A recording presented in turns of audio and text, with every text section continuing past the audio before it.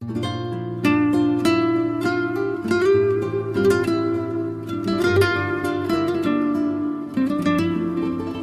literatura es siempre una expedición a la verdad. Franz Kafka.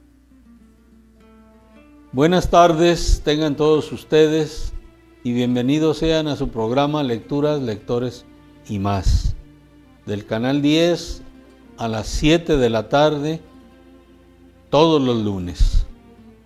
Programa dedicado a la promoción de la lectura entre toda la población de esta hermosa región y más allá, si es posible.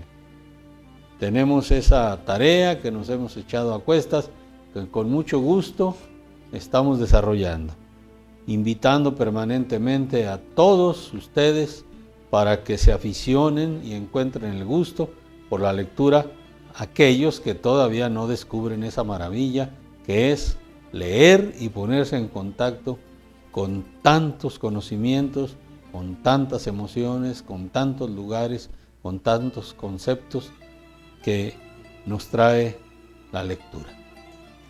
Y dicho esto, como un saludo para todos ustedes, les comento que el día de hoy tengo el gusto de comentar para todos ustedes un libro fuera de serie. Ya van a ver ustedes por qué lo califico de este modo. El título: Las ocurrencias del increíble Mulá Nasruddin. El autor, Idries Shah. Editado por Paidós en una colección llamada Orientalia. Esto explica lo que vamos a ver a continuación. Y el ejemplar que yo he conseguido, que no es el primero, sino el segundo por lo menos, que tuve en mis manos, fue editado, impreso, en Barcelona en 1992. Debo decir que yo tuve el gusto de empezar a leer a Idries Shah antes de 1992, porque este libro fue originalmente publicado en inglés y después en español, y yo tuve conocimiento ya de él por allá por el 1988, pero por algunas circunstancias el ejemplar que tengo en mi poder pues fue impreso hasta el 92. Razones, creo que ya alguna vez lo dije respecto de algún otro libro. Hay veces en que tenemos un libro, lo conseguimos, nos gustó, y algún amigo, un conocido, le gusta, lo pide, lo solicita en préstamo y cometemos, bueno, no voy a decir que cometemos, sino que aceptamos, cómo no, facilitar el libro y no siempre regresa. Entonces volví a conseguirlo y en esta nueva edición me da mucho gusto tenerla conmigo y es con la cual yo haré algunos comentarios de este precioso libro. Las ocurrencias del increíble Mulá Nasruddin. Nos suena extraño seguramente el nombre de Mulá o el término de Mulá y el nombre de Nasruddin, nuestro personaje. Enseguida explicaré qué significa especialmente esto de Mulá. Primero me voy a permitir comentar algo sobre el autor, que, repito, es Idries Shah. Él, el autor, era hindú, nació en la India en 1924 y murió en 1996. Era hijo de una familia aristócrata de Afganistán. Uy, algunas personas dirán, ay, ¿cómo que de Afganistán?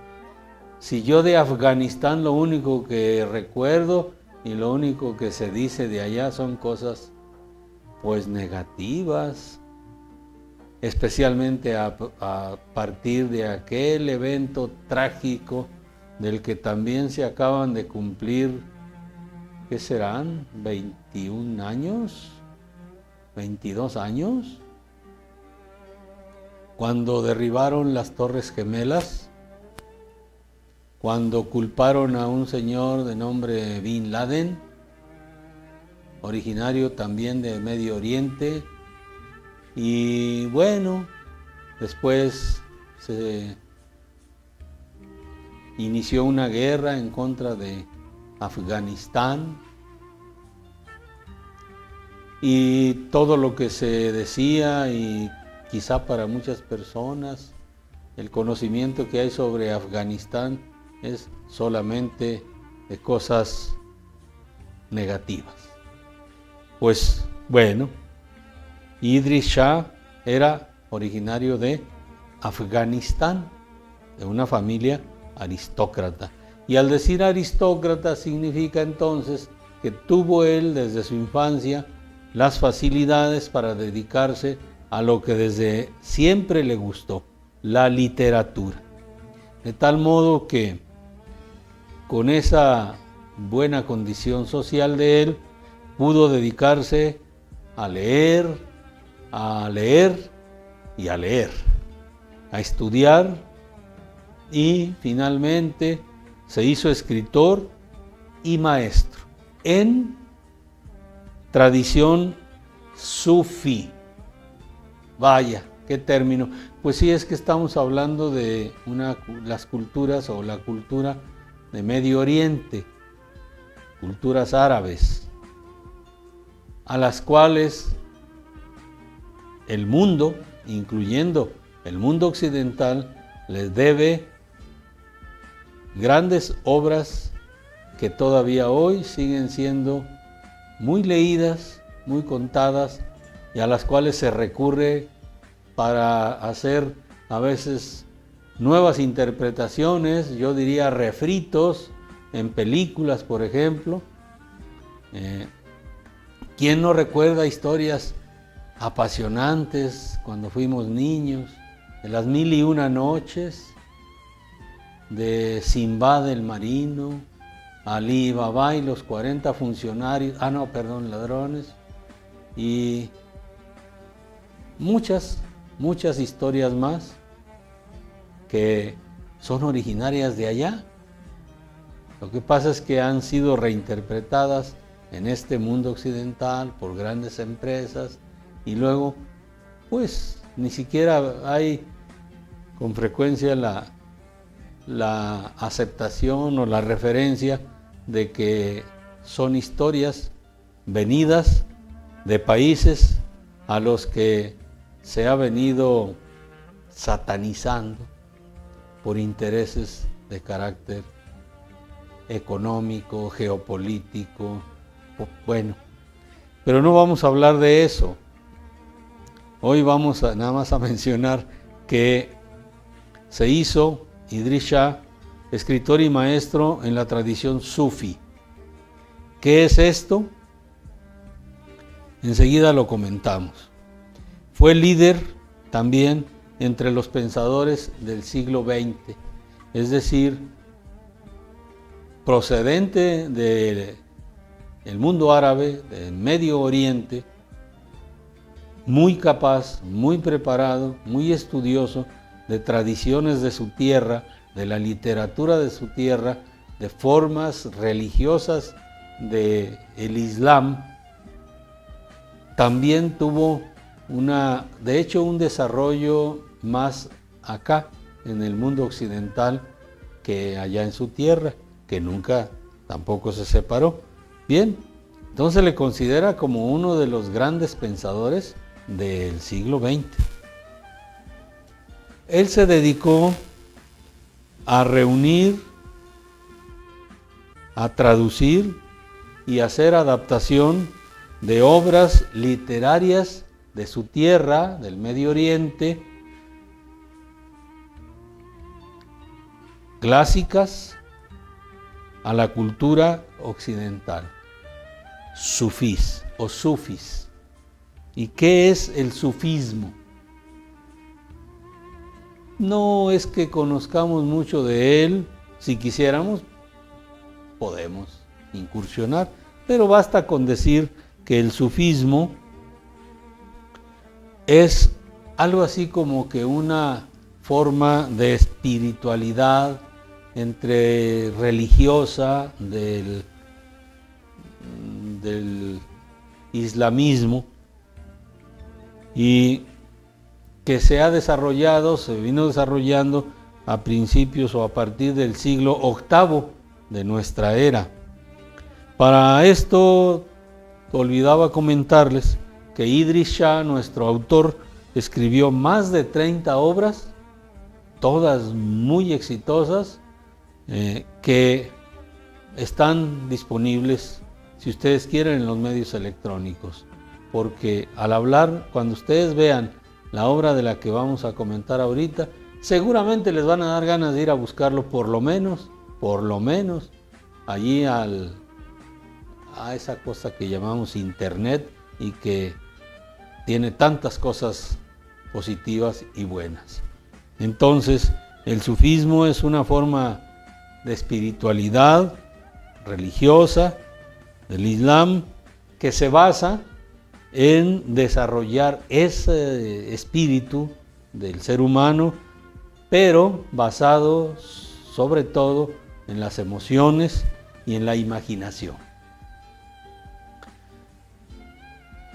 Se volvió una religión muy popular y entonces las enseñanzas del Islam se hacían, se seguirán haciendo más o menos fáciles y populares, porque quien llegaba al grado de mulá, por ejemplo, que es un grado, pues es que es muy difícil hacer comparaciones con los grados de religiosidad o dentro de las iglesias occidentales. Pero bueno, hablemos que una persona que llega al grado de mulá, una persona capacitada para enseñar el Islam a través de estos principios: emoción, imaginación. Y generalmente, maestros les dicen también, pues hacían sus enseñanzas en una plaza, en una calle, en un jardín, en algún lugar público, a donde acudían aquellos que se consideraban aprendices, alumnos o discípulos de ellos, y a base de explicaciones, de anécdotas, oraciones, poemas y hasta cantos, es que se estaría enseñando el conocimiento del Islam. Pero luego, en esta fusión de culturas en aquella región del Medio Oriente, donde por cierto no deja de haber guerras a propósito de un gran encuentro de muchas culturas, de pueblos, de grupos étnicos de muy diferente naturaleza, pero que tienen mucho en común. Y entonces el sufismo se ha vuelto una mezcla afortunada, diría yo, entre ideas del Islam, del hinduismo, del budismo y hasta del cristianismo, de tal modo que esto nos lleva a pensar que un mulá, es decir, un maestro, pues no predicador, sino un enseñante del sufismo, pues tiene una gran variedad de comentarios, de anécdotas, etcétera, con las cuales puede interrelacionarse con sus alumnos, con sus discípulos y hacerse entender. Bien, como ven, este libro pues van a encontrar, una vez que comencemos a adentrarnos en él, que nos habla de una variedad que no estamos acostumbrados a manejar. Es decir, nuestra cultura occidental, y tengo que decirlo, nos ha hecho pensar en que todo lo que nosotros conocemos, que por cierto es muy limitado, es lo que hay. Y cuando nos asomamos a este tipo de obras literarias, nos damos cuenta de que el mundo es mucho, mucho más amplio y más rico de lo que nos dejan ver aquí generalmente los medios de difusión. Por ejemplo, nada más para no entrar tampoco en esos temas, serían muy largo de comentar. ¿Se han preguntado ustedes por qué o nada más contesten? ¿De dónde proceden la mayoría de las películas que vemos nosotros? ¿Traducidas de qué idioma? ¿Dónde están hechas? Las series, ¿de dónde vienen? Las series televisivas. Las películas en el cine. Nosotros vemos que hay muchos eventos en donde se habla de películas tan importantes aquí y allá, casi todas en qué idioma. ¿No se han preguntado por qué no vemos muchas películas que vengan de Francia, de Italia, de Alemania, de Hungría? ¿De dónde más? Casi todas vienen de dónde. Sí, efectivamente, casi todas. Es decir, estamos en un círculo realmente pequeño. Películas japonesas, los japoneses hacen extraordinarias películas. De la India, hay películas rusas muy entretenidas, películas turcas, series turcas, ¿verdad, Iván? En efecto, y también muy entretenidas, muy buenas. Pero ¿qué es lo que nos domina? Y no solamente en la televisión, en el cine y en la literatura. Entonces, lo que estoy aquí yo proponiendo es que demos un salto un poco más allá de lo que encontramos a la vista. Y le estoy proponiendo eso. Un libro de una cultura más allá de la cultura occidental. Entonces, ¿qué es un mulá? Es algo así como un sabio que se basa en aprendizajes a través de la intuición profunda que lleva al conocimiento.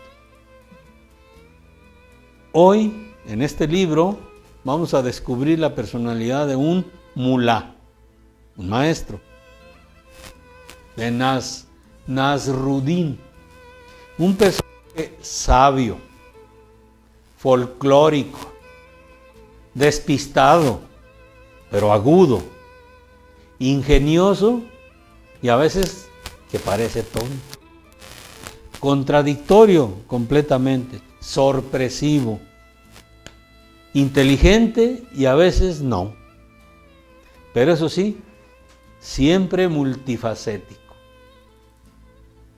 Lo vamos a descubrir a través de pequeños relatos. De eso trata este libro, ni más ni menos.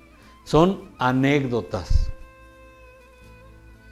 pero son anécdotas que siempre nos dejan algo para reflexionar. los mensajes de cada una de las anécdotas, de los cuentos, como ustedes quieran llamarlos, a veces están muy a la vista. A veces los comprendemos así, vamos, las tomamos al vuelo. Pero van a haber algunos ejemplos de otras que nos dejan pensativos y nos llevan a pensar, a buscar el sentido o los posibles sentidos e interpretaciones de aquel cuento. Pero eso sí, invariablemente todos atractivos, bien escritos por nuestro autor Idries Shah. Debo también comentar que este libro tiene ilustraciones realizadas por un ilustrador, precisamente, que da la casualidad, de nombre Richard Williams, que es el mismo que ha hecho ilustraciones para series escritas y series televisivas, una de ellas muy conocida, La Pantera Rosa. Esas caricaturas tan conocidas, tan famosas de La Pantera Rosa, vienen de la pluma, de la mano de Richard Williams. Y cuando vean el libro, van a encontrar hermosísimas las ilustraciones que nos hace este dibujante, Richard Williams, apoyando a Idries Shah. Bueno,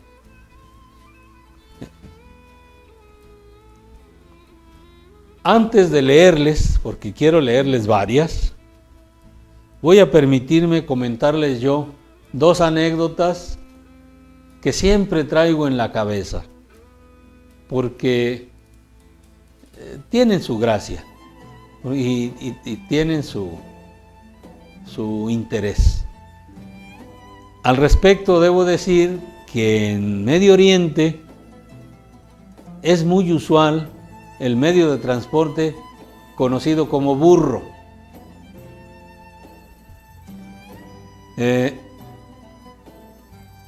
Todavía a estas alturas mucha gente sigue empleando como medio de transporte el burro.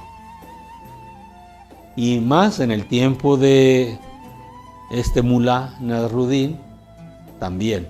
Incluso Nasruddin aparece, o mejor dicho, muchas veces el burro aparece como un elemento importante en sus cuentos. Entonces no nos extrañe nada eso.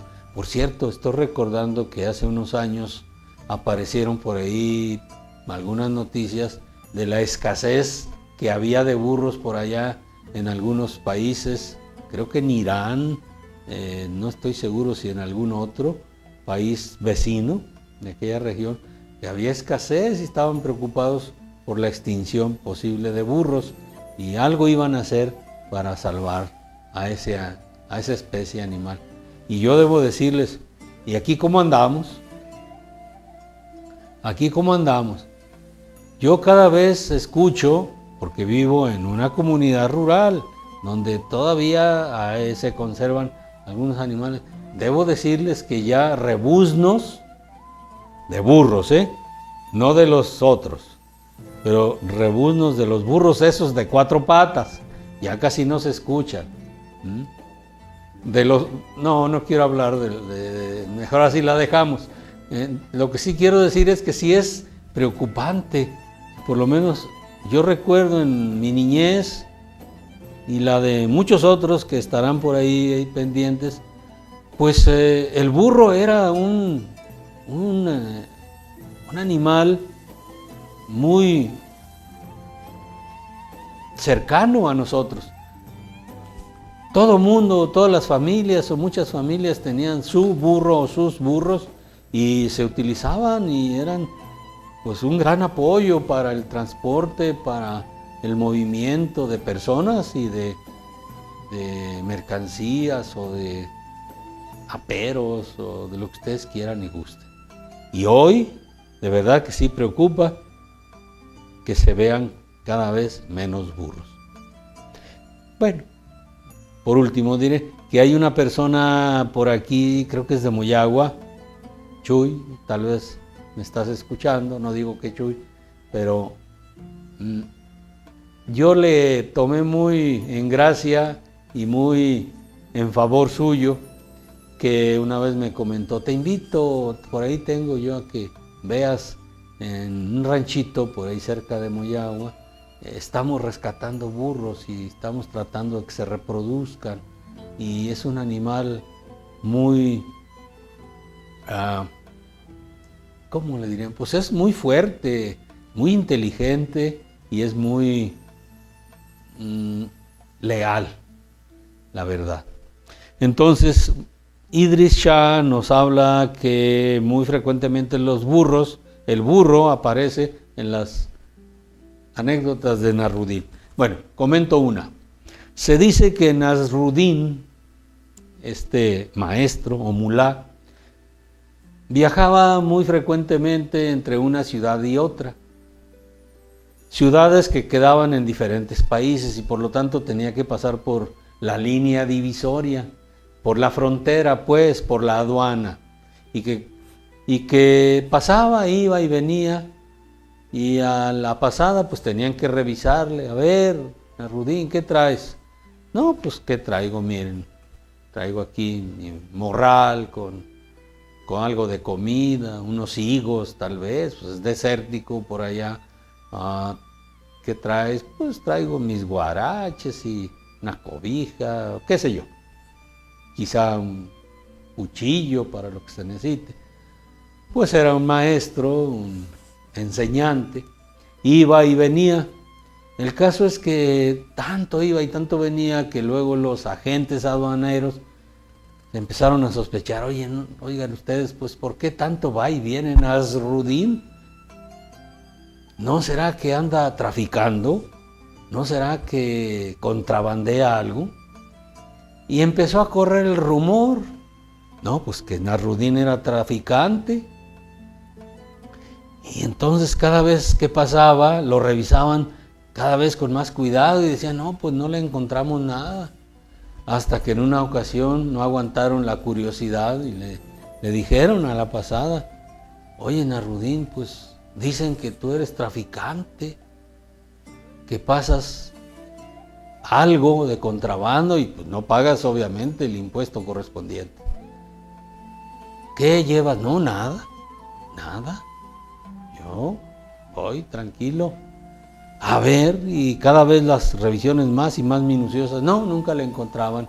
Hasta que una vez, finalmente, ya presos de la curiosidad, le dijeron, oye, mira, Nasruddin, lleves lo que lleves, trafiques lo que trafiques, hagas contrabando con lo que sea, nada más dinos qué es y te vamos a seguir dejar pasar. ¿Cómo ves? Pero dínoslo. ¿Están seguros de que me van a permitir? Sí, ¿cómo no? Claro que sí. Tú vas a poder seguir llevando y trayendo lo que sea. A ver, dinos, ¿qué es lo que traes de contrabando? ¿Quieren que les diga de veras? Sí, muy bien. Burros. Ahí queda para el análisis.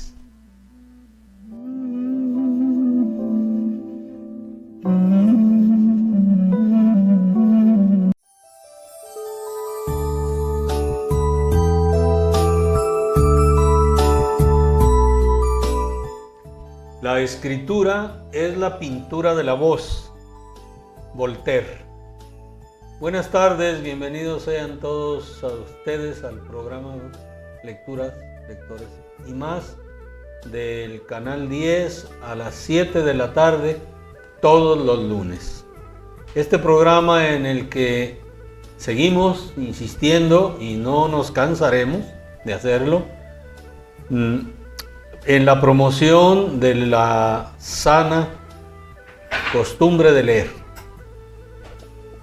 En esta ocasión vamos a tener un verdadero agasajo al intelecto, porque como se ha vuelto costumbre, entrevistamos, platicamos con un buen lector, en este caso una excelente lectora que tenemos aquí por segunda vez. Nos da mucho gusto encontrarnos de nuevo con Susi. Ella aquí ya ha dejado constancia de la calidad de lectora que es, y en esta ocasión viene no solo a refrendar esa calidad, sino que a dejarnos una impresión aún más fuerte, y con la idea de que algunos, ojalá que muchos de ustedes, sigan ese ejemplo como el de Susi. Bienvenida una vez más a este programa, y te digo que estamos de plácemes, muy contentos porque hayas aceptado venir. Sinceramente te lo decimos.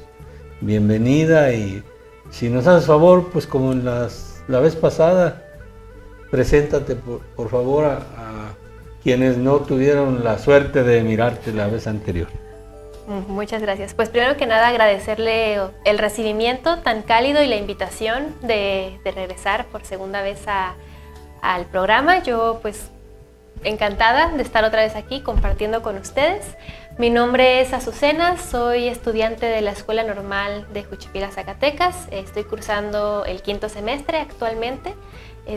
Pues como el maestro ya lo dijo, tengo una afición por la lectura, uno de mis pasatiempos favoritos, sinceramente, y pues con toda la intención de compartirlo y ojalá de poder transmitir un poquito de ese sentimiento que me provoca a mí el leer.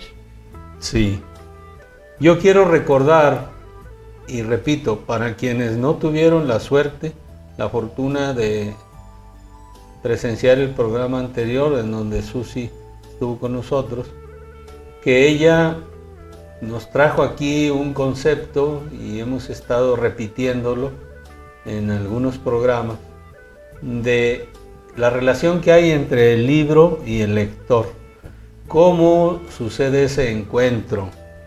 Y decíamos, ¿quién encuentra a quién? La vez anterior recuerdo que nos estuviste platicando de un libro en el que se afirma precisamente eso. Y de eso trata el libro. Sí. Pero además habla de una realidad que a ti te ocurrió, sí. Tengo muy presente, siendo niña, después siendo adolescente y ahora cuando ya estás cursando la carrera. Sí. Por lo menos 3 veces el mismo libro te encontró a ti. A ver, brevemente recuérdanos, sí. ¿Cómo está eso, por favor? Pues el libro en cuestión se llama El libro salvaje, de Juan Villoro, y es un libro que a brevedad trata de justamente la premisa de que los libros nos encuentran a sus lectores, encuentran a las personas por las que quieren ser leídos, porque son las idóneas para leerlos. Y este libro estaba en mi primaria cuando estaba cursando yo 5º grado, en la biblioteca del aula. Y recuerdo haberlo visto y la introducción decía que era un libro pues, apropiado para los que cursaban 6º grado. Entonces yo decidí retirarme un poquito, guardar un poquito de distancia, porque creí que aún no era el momento conveniente, porque yo estaba cursando 5º. Y curiosamente, un año después me volví a encontrar con ese libro y pensé, ahora es el momento. Y digo me volví a encontrar, pero pues en ese programa ya hablamos de que fue el libro quien me encontró realmente.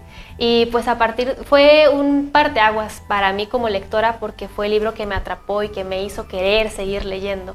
Hasta ese momento la verdad no era un gusto que tenía desarrollado. Sinceramente leía pues lo que era conveniente para la escuela y más nada. Y desde ese momento pues se fue desarrollando por mí un gusto que se mantiene hasta la fecha. Y más, no sé, sorprendente me parece a mí fue que cuando estaba recientemente en prácticas profesionales por la carrera que estoy cursando, pues me encontraba en un salón con niños de sexto grado justamente. Y en un día común, aplicando una actividad y monitoreando el salón, vi la mochila de una niña abierta y en ella el libro salvaje, otra vez encontrándome por tercera vez en mi vida. Sí. Sí, aunque esta historia nos la contó Susi en el primer programa, para quienes no la vieron, pues ahí tienen un ejemplo vivo, real, de cómo, en efecto, a quienes nos gusta la lectura, por alguna razón, extraña razón, no creemos en cosas sobrenaturales, pero quién sabe, los libros algo traen, ¿verdad? Tienen una magia. Una magia que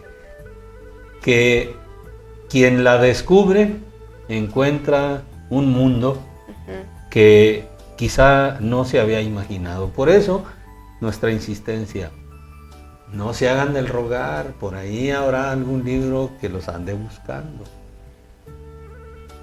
Ábranles las puertas. Muy bien.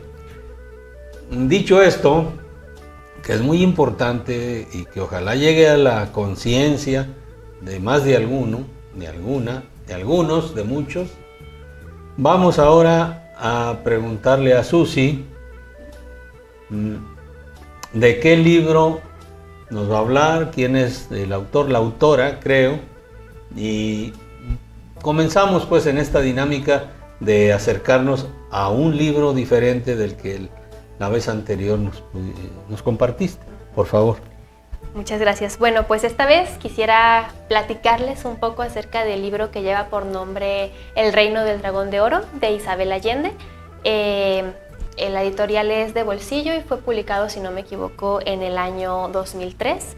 Es el segundo libro de una trilogía, de hecho, que tuvo sus respectivas ediciones en 2002, 2003 y 2004. La trilogía se llama Las Memorias de El Águila y el Jaguar. Pero antes de entrar de lleno a lo que es el libro, pues me gustaría un pequeño preámbulo sobre la autora. ¿Autora? Sí. Pues Isabel Allende, desde mi punto de vista, y yo creo que muchas personas van a estar de acuerdo, pues ha sido como una de las más importantes escritoras, autoras contemporáneas. Tiene publicados un montón de libros que personalmente considero que son buenos. Incluso creo que uno de sus libros más reconocidos, bueno, entre muchos que tiene, es La Casa de los Espíritus. Por un momento se me estaba escapando el nombre, La Casa de los Espíritus, uno de sus libros más reconocidos. Incluso he escuchado quienes comparan su obra con las de autores como Gabriel García Márquez, a ese nivel. Entonces, pues yo creo que es una autora buena para empezar a leer, siento yo, porque tiene historias que son buenas y que te atrapan. Yo considero que la forma en la que ella narra y cuenta sus historias te envuelve mucho. Tiene en lo personal, desde mi humilde perspectiva, porque no soy experta, creo que tiene un muy buen desarrollo de personajes. Sus personajes se sienten muy completos, personalmente empatizo mucho con ellos. Y no sé, su narración en totalidad a mí me gusta y me cautiva mucho. Sí, efectivamente. Es sudamericana, ¿verdad? Sí, chilena. Ajá. Aunque nació creo que en Perú. Ajá. Pero de padres chilenos. De padres chilenos. ¿Quiénes serían sus padres? No recuerdo sinceramente el nombre de su padre. No sé si me puede ayudar. Es que no, mira, yo tengo un conflicto, tampoco estoy seguro si se trata de la hija de Salvador Allende. Pero no estoy seguro porque, bueno, hay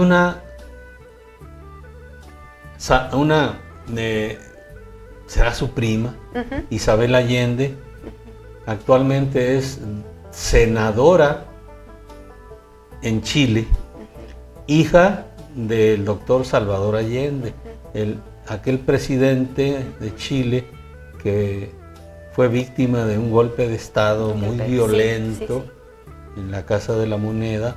Justamente se acaban de completar 11 años, perdón, 50 años, 50.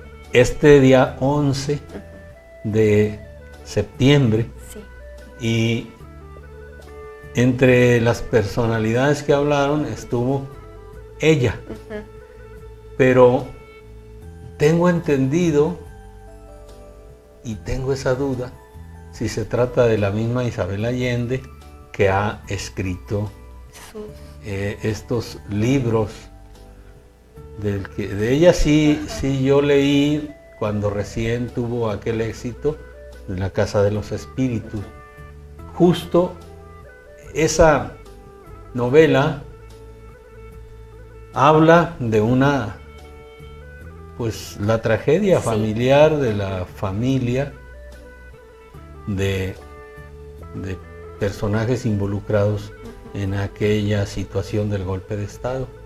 Entonces, la verdad, yo tengo esa duda, si se trata de la misma o de diferentes, pero las dos tienen el mismo nombre. Quiero pensar y que probablemente sí se trate de la misma, porque si no mal recuerdo, sí tiene, tiene algunos relatos autobiográficos que describen como que ella estuvo como involucrada o muy presente cuando fue el golpe de Estado. Y entonces, es que no estoy completamente segura si su padre es justamente quien menciona, pero... deben ser primas, algo así, ¿verdad? Puede ser. Probablemente. Ajá. Sí, creemos que aquí nos aclara y nos ayuda Iván con ese aparatito que todo sabe. Que tiene toda la información a la mano. Sí, entonces, aclaramos que deben ser homónimas, ¿verdad? Sí. Entonces, aclarado, pero de que habla y describe escenas muy vívidas que te hacen estremecer. Bueno, yo digo porque en esa obra de La Casa de los Espíritus realmente hay pasajes terribles, fuertes, ¿no? fuertes. Muy fuertes. Y al final también habla de una salvación, ¿verdad? Tuvieron oportunidad de salir del país y rehacer su vida fuera. Bien, creo que actualmente vive en Estados Unidos, ¿verdad? Sí. Así es. Escribiendo y produciendo y siempre emocionando a sus lectores, como a ti. Como a mí, ¿verdad? por ejemplo. Bueno, pues qué bien. ¿Algo más quieres decir de ella o vamos directamente a que nos platiques el contenido? Que esta es otra cosa diferente, muy ¿verdad? distinta, realmente muy distinta. Vamos a dejar las tristezas y nos vamos, aunque también, hubo momentos de apuro, tengo entendido. Sí. Pero mejor tú platícanosla. Sí, pues realmente sí, muy alejado de lo que estamos comentando, porque sí, algunas de sus obras están como muy empapadas del contexto en el que a lo mejor creció o le tocó vivir, pero después, en su desarrollo como escritora, también se adentra en lo que es la novela juvenil, que es de lo que yo les vengo a hablar, es mi fuerte, digámoslo así. Y como les mencionaba, El Reino del Dragón de Oro es parte de una trilogía, es el segundo libro de una trilogía que básicamente narra las aventuras, las peripecias, las situaciones que vive el protagonista Alexander, su abuela, que se llama Kate, y su amiga, que se llama Nadia. El primer libro pues, nos cuenta historias donde nos involucra con los personajes principales, nos los presenta. Nos presenta a Nadia, que es una niña que vive en el Amazonas. Tiene muchos contextos muy, muy interesantes, que es algo que me gusta personalmente, la diversidad de los personajes y cómo están tan bien desarrollados todos ellos. Después, en el segundo libro, que es la historia que pues ya les voy a contar un poquito más a detalle, pues conocemos a personajes distintos, otra aventura, otro país, sucede en India, las situaciones que se presentan en el libro, y pues ya posteriormente tiene una culminación, digamos, de un cierre de lo que es la trilogía. Las historias, a pesar de que están relacionadas, siento que son independientes completamente una de la otra, o sea, pueden leer cualquiera de los libros sin necesidad de haber leído los otros dos, pero pues sí, la trilogía como que completa espacios que pues están ahí que en la historia de los personajes principales, básicamente. Y bueno, ahora sí ya sin dilatación, El Reino de Dragón de Oro es básicamente una historia que nos cuenta desde diferentes perspectivas la búsqueda por un objeto mágico, una estatua, un dragón valiosísimo, que aparte de su valor intrínseco, porque es hecho de oro, diamantes y de cosas muy valiosas, pues se le atribuyen poderes de adivinación, de poder, pues básicamente responder cualquier pregunta. Entonces, nos adentramos en las historias de distintos personajes que están interesados en este artículo por diferentes razones.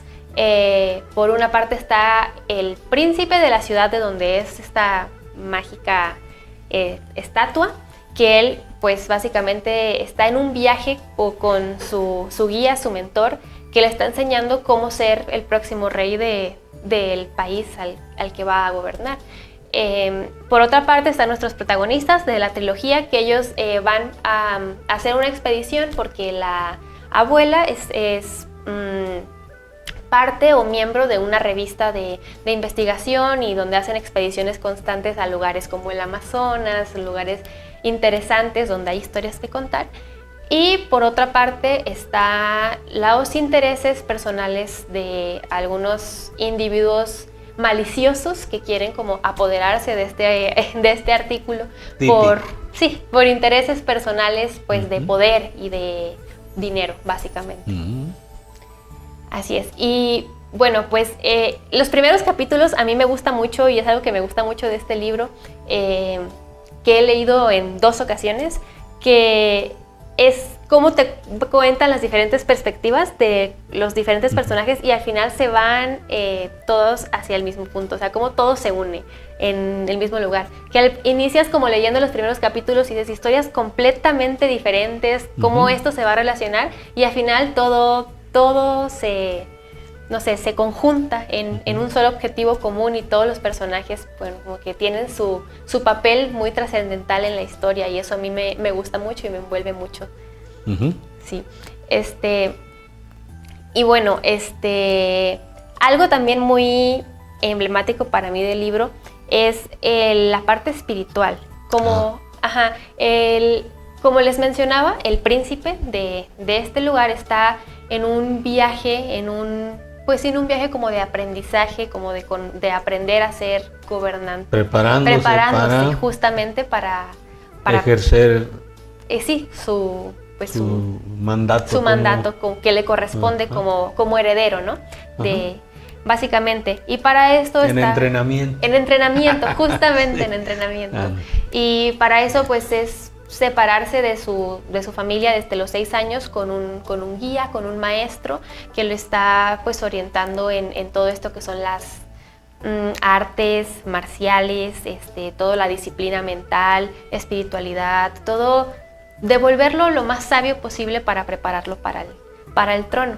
Y justamente en todo este desarrollo de la historia pues se nos adentran como muchas enseñanzas budistas de lo que es esta corriente espiritual, y son cosas que como independientemente de las creencias de cada uno pueden dejarnos algún aprendizaje, porque pues al final de cuentas son cosas como que puedes llegar a ser objetivas según tu interpretación, y es muy interesante la forma en la que este personaje, que es el maestro del príncipe, ve el mundo, porque es una forma muy espiritual, muy sabia, a lo mejor para algunos pueden considerarlo así, y tiene, no sé, básicamente parte desde el hecho de que todos, de perdonar, de querer, de respetar a la vida en todas sus formas, en contra completamente de la violencia, y no sé, unas formas a lo mejor un poquito radicales, pero que al final de cuentas son muy interesantes de analizar. Y eso también me parece una parte interesante de esta lectura. Básicamente. Y bueno, pues pasan muchísimas cosas porque, como les mencionaba, hay tres puntos de vista principales que vamos viendo que tienen interés en esta mítica escultura, estatua, por diferentes razones. Entonces vemos el desarrollo como del príncipe, de cómo va aprendiendo a ejercer lo que tiene que hacer, a cumplir su karma, que así lo llaman, ahí básicamente su destino.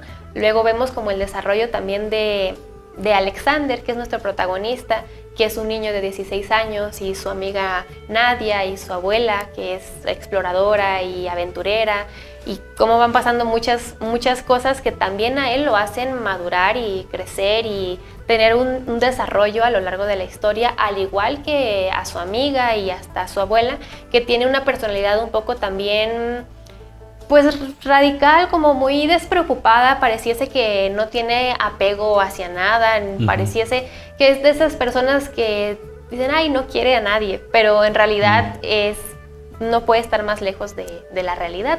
Pero también tiene un desarrollo a lo largo de la historia. Y pues de estas personas maliciosas que están en busca también de la escultura de la estatua, para pues hacer todo más difícil, de causar problemas. Claro. Sí, básicamente de causar problemas. Sí. Así es. Y ¿nos vas a decir el final? No, ¿verdad? No les voy a decir el final. No, que lo busquen. No les voy a decir el final. Lo busquen en internet. Mejor que lean el libro. ¿Lo tienes físicamente? No lo tengo físicamente. ¿No? Esta vez también voy a hacer uso de los medios digitales, como la última vez. Ya les comentaba yo que prefiero 1000 veces yo hojear un libro, pero que a veces es más práctico tenerlo de forma digital y hacer uso de esas herramientas que pues pueden tener su lado provechoso si las sabemos aprovechar. Muy bien, bueno, pues sí. De eso se trata en parte este programa, despertar el interés, la curiosidad, y que quienes así lo sientan, bueno, no corran porque no se van a tropezar, pero que en su momento digan, ay, pues si allí Susi nos estuvo recomendando este libro, vamos a ver si en verdad es tan atractivo como nos dijo. Que no tiene por qué no serlo, pues ¿por qué tú vas a venir a contarnos lo que no es, verdad? Sí. Entonces sí, que lo busquen, pero como es costumbre también, nos gustaría que si traes seleccionada ahí una parte, un párrafo, 2, lo que tú consideres, pues con mucho gusto te escuchamos.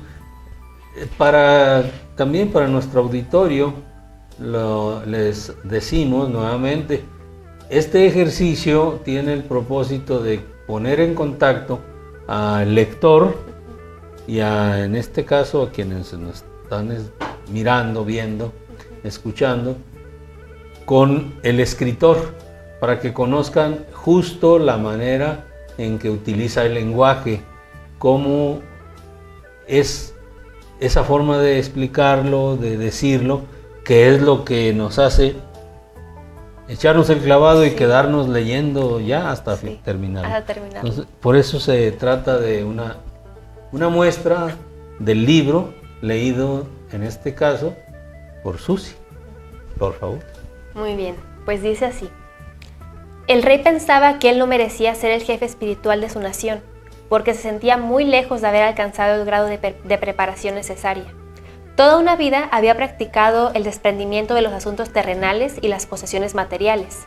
Sabía que nada en el mundo es permanente, todo cambia, se descompone, muere y se renueva en otra forma. Por lo tanto, aferrarse a las cosas de este mundo es inútil y causa sufrimiento. El camino del budismo consistía en aceptar eso. A veces tenía la ilusión de haberlo logrado, pero la visita de esa mujer extranjera le había devuelto sus dudas. Se sentía atraído hacia ella, y eso lo hacía vulnerable. Era un sentimiento que no había experimentado antes, porque el amor que compartió con su esposa había fluido como el agua en un arroyo tranquilo. ¿Cómo podía proteger a su reino si no podía protegerse a sí mismo de la tentación del amor? Nada malo había en desear el amor y la intimidad con otra persona, cavilaba el rey, pero en su posición no podía permitírselo, porque los años que le quedaban de vida habían de estar dedicados por entero a su pueblo. Judith Kinsky interrumpió sus cavilaciones. «Qué extraordinario pendiente es ese, Majestad», comentó, señalando la joya que él llevaba en el pecho. «Lo han usado los reyes de este país desde hace 1800 años», explicó él, quitándose el medallón y pasándoselo para que lo examinara de cerca. «Es muy hermoso», dijo ella.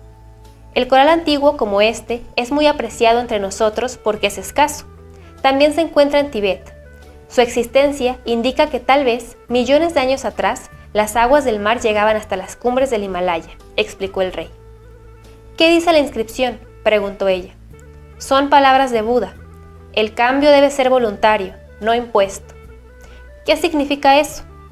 «Todos podemos cambiar, pero nadie puede obligarnos a hacerlo. El cambio suele ocurrir cuando enfrentamos una verdad incuestionable, algo que nos obliga a revisar nuestras creencias», dijo él. «Me parece extraño que hayan escogido esa frase para el medallón. Este siempre ha sido un país muy tradicional. El deber de los gobernantes es defender al pueblo de los cambios que no están basados en algo verdadero», replicó el rey. «El mundo está cambiando rápidamente. Entiendo que aquí los estudiantes desean esos cambios», sugirió ella. «A algunos jóvenes les fascina el mundo y la vida y los productos extranjeros, pero no todo lo moderno es bueno. La mayoría de mi pueblo no desea adoptar las costumbres occidentales». Habían llegado a un estanque y se detuvieron a contemplar la danza de las carpas en el agua cristalina. «Supongo que, a nivel personal, la inscripción del medallón significa que todo ser humano puede cambiar. ¿Usted cree que una personalidad ya formada puede modificarse, Majestad? Por ejemplo, que un villano pueda transformarse en héroe o un criminal en santo», preguntó Judith Kinsky devolviéndole la joya. «Si la persona no cambia en esta vida, tal vez tendrá que volver para hacerlo en otra reencarnación», sonrió el monarca. «Cada uno tiene su karma. Tal vez el karma de una persona mala no pueda cambiarse», sugirió ella. «Tal vez el karma de esa persona sea encontrar una verdad que la obliga a cambiar», replicó el rey, notando, intrigado, que los ojos castaños de su huésped estaban húmedos. Susi. No, sí, dan ganas de seguir escuchando, por dos razones, mínimo.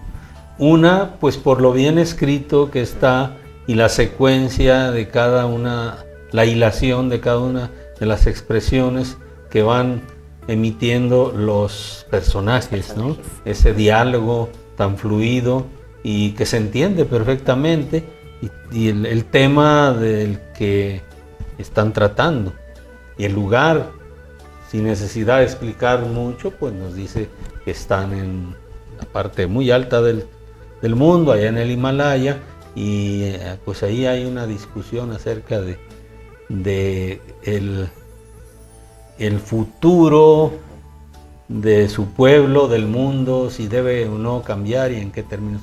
Todo eso se entiende y solo con estarlo escuchando se queda grabado. La otra razón por la que dan ganas de seguir escuchando es por esa habilidad que tienes, que lees muy bien, que pues como maestra yo sé que vas a influir sin duda en tus alumnos, en tus estudiantes.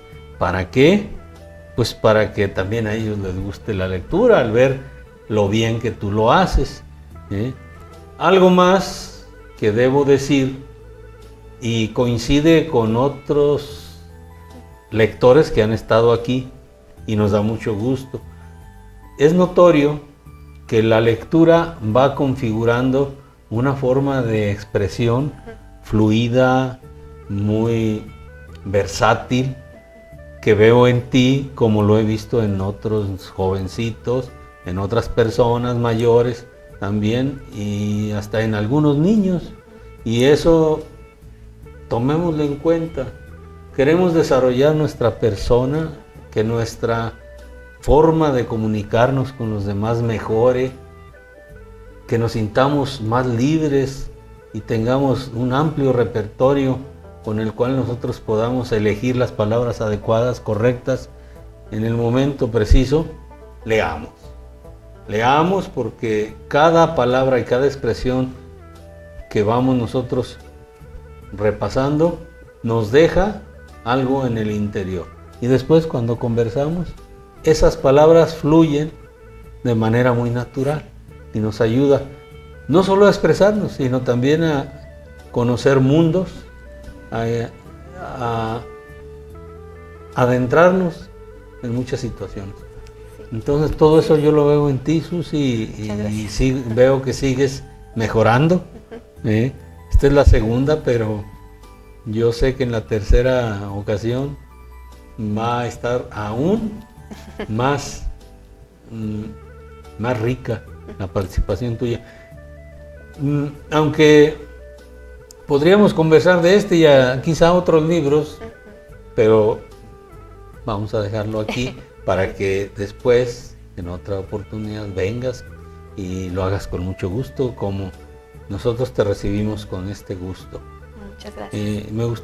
También te pediría que si puedes, también te despidas con algunas palabras para quienes están allá, atrás de la pantallita aquella. Aquí ahorita se ve pequeña, pero cada quien tendrá la pantalla del tamaño que sus posibilidades le permitan.